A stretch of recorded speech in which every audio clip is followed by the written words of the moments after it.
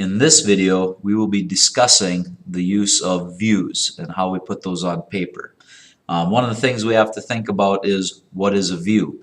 We have three different views that we discuss when we put them on paper. We have a top view, a front view, and a side view. Now, depending on the object, we have to first determine what is our front view. So as we look at this car right here, the front view is going to be the view that gives me the most information about what the object looks like. So as I look at several different views of this car, what we need to determine is which one is going to give me the best indication of the overall image that best describes the object. In this particular case, on this car, this would be what we would consider our front view. This gives me the best overall description of what the object looks like. So this would be my front view. Once that has been determined, then as I rotate my vehicle around, this becomes my top view. This becomes a side view. This is my bottom view. This is my other side. And then I do have technically a back view if I rotate this car all the way around. We are only concerned with three views. We are concerned with the side view, the top view, and the front view. We also deal with what is called an isometric view, and that is when we look at the object at an angle that gives it kind of a 3D look to it. So this would be considered an isometric view here. It's showing me my top, front, and side. So let's talk about this with a different object. Here you see a block. This block is kind of like a set of stairs. So when I take a look at this object, my first job is to look at it in a slightly isometric form, which would be like this.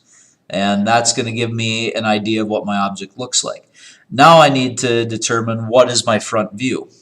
If I look at this view versus this view versus this view, which one would describe the object do you think the best?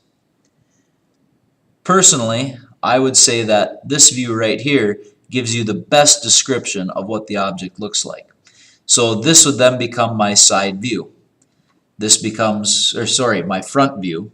This becomes my side view. And then this becomes my top view.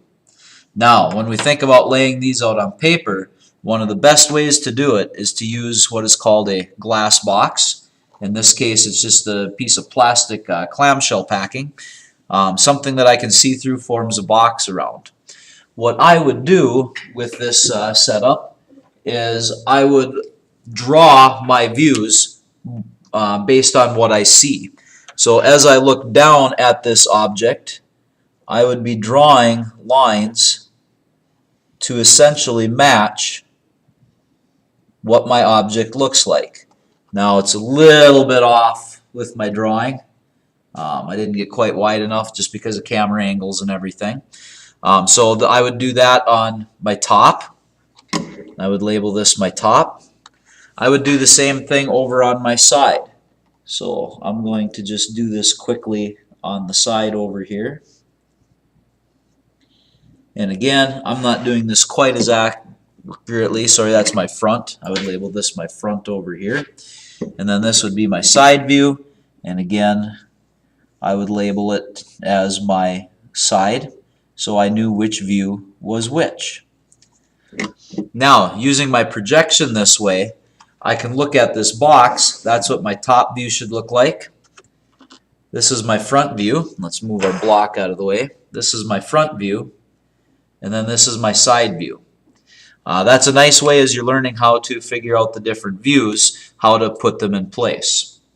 So now that we've identified the difference between our top views, our front view, and our side view, as well as the isometric, our next video will show you how to put those onto paper.